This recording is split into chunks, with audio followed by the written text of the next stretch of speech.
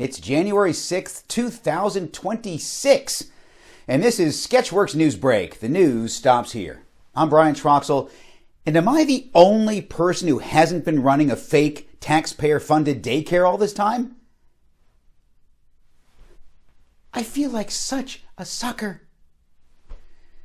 The U.S. military invaded Venezuela and captured President Nicolás Maduro in a surprise raid.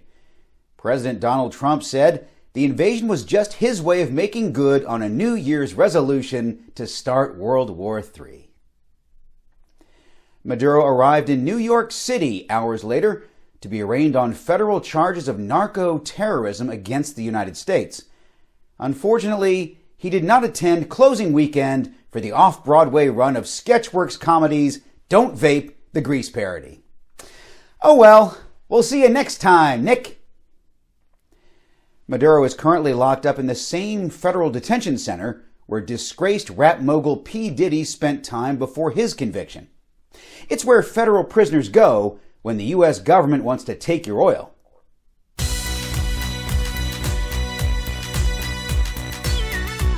The Defense Department plans to demote retired Navy Captain and U.S. Senator Mark Kelly for making a video that encouraged U.S. military members to refuse to follow illegal orders.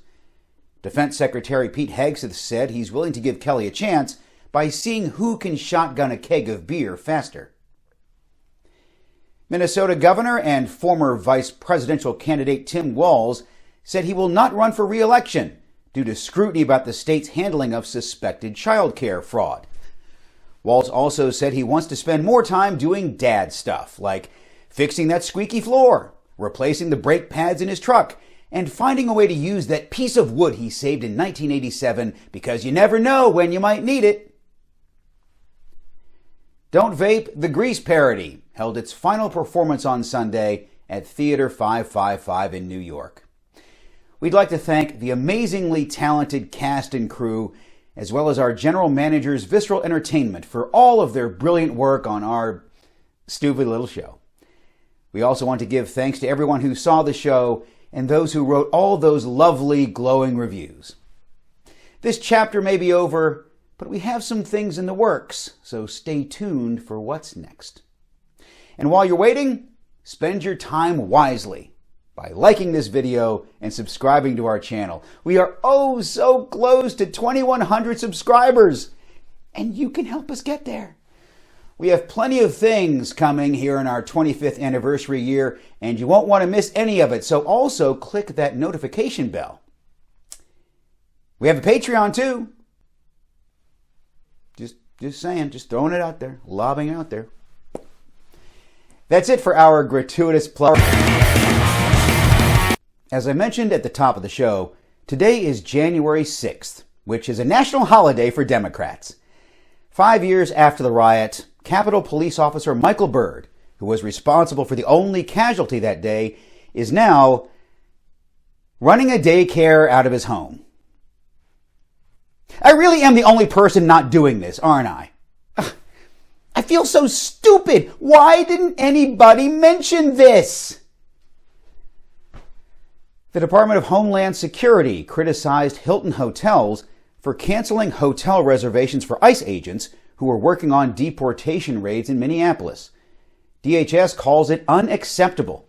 But, on the bright side, Third Amendment activists finally have something to talk about.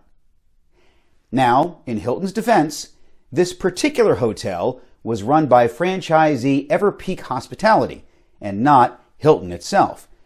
In response, Hilton threw Everpeak under the bus, revoking its franchise while screaming, "It's not us, it's them, it's Everpeak! Please don't boycott us! Please, please, please don't boycott us!"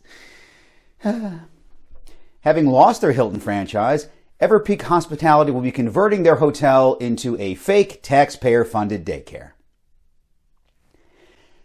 The Corporation for Public Broadcasting shut down on Monday due to President Donald Trump's order to defund the agency. Board members voted to officially dissolve the agency, and in recognition of their service, each will receive a PBS tote bag. Now that's a nice gift, but it's nothing compared to a Sketchworks Comedy fabric sticker. I have like 100 of these things, so if anybody wants one, just comment down below. And that's all for Sketchworks NewsBrake. We'll be back next week, and we hope you, or I can do it with this hand, you are too. I'm Brian Troxel. Say hi to your mom for me. I have one of these for her.